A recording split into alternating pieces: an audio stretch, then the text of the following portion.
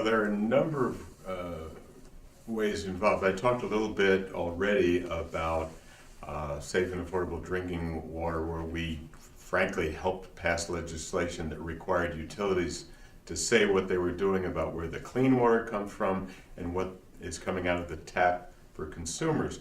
But there are other problems as well. One of them is mercury. Mercury, when I was a boy, we played and broke open thermometers and let them roll around our hand, but it's a highly potent neurotoxin. It affects development, mental development, all sorts of things in fetuses. It comes from burning coal.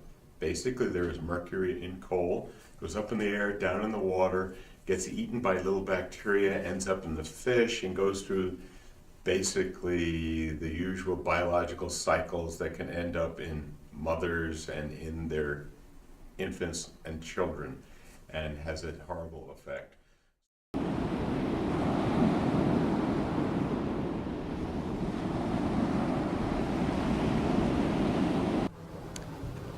At home I drink tap water, I think, because it's easy, and also the sustainability issue, definitely.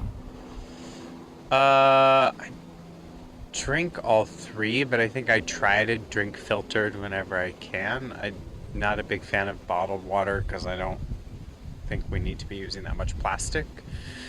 But I don't mind the tap in the city, although I know I'm supposed to be worried about it because of all the fluoride and other chemicals. But I think if I can go for filtered tap, that's good.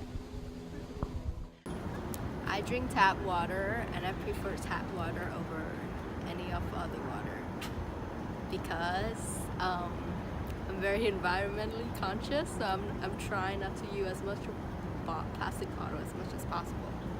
Drink bottled water because we think the taste is better, and sometimes the tap water tastes like chlor, so for this reason is the main reason, I think.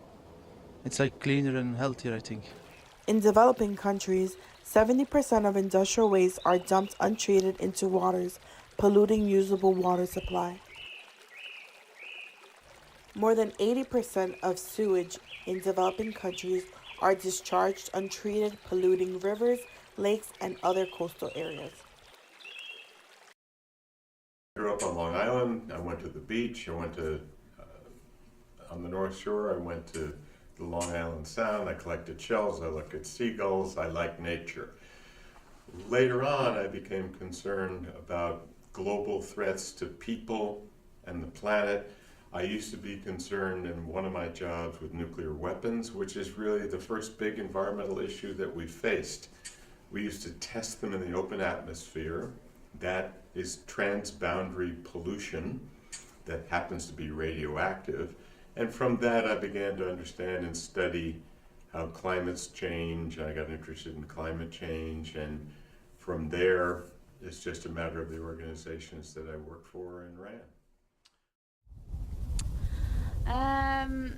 I didn't drink much water here. I only drank Coke and but I think it's the same like in my country, in Belgium. So Water drinking experience is a little bit different here because I'm from Vietnam, and we do not have the habit of buying 24-pack of bottled waters. We actually use our tap water and just boil them and then let it sit and then drink it. So I was like a little bit horrified to see like how much bottled waters we like actually waste every single day here.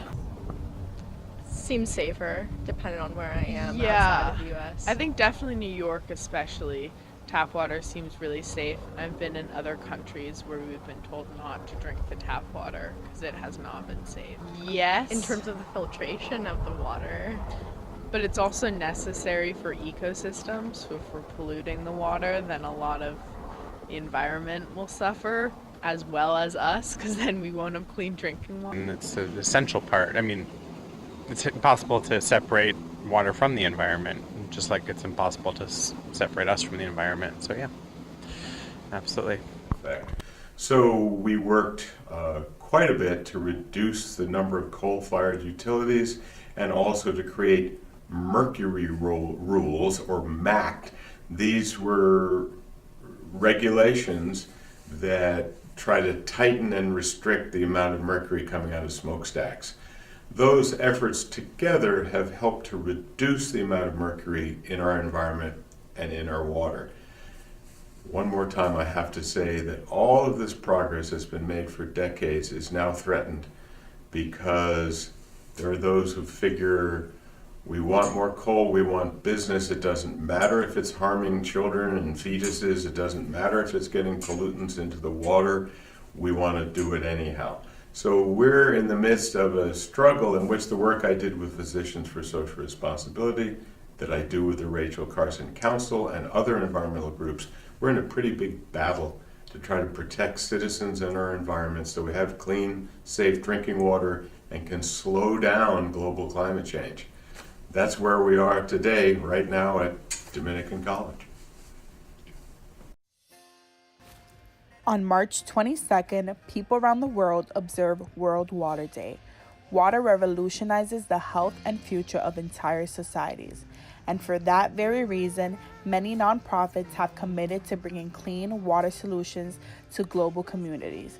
To celebrate World Water Day, we highlight a couple of organizations that have taken the opportunity to highlight the importance of water: waterforgood.org and purewaterfortheworld.org.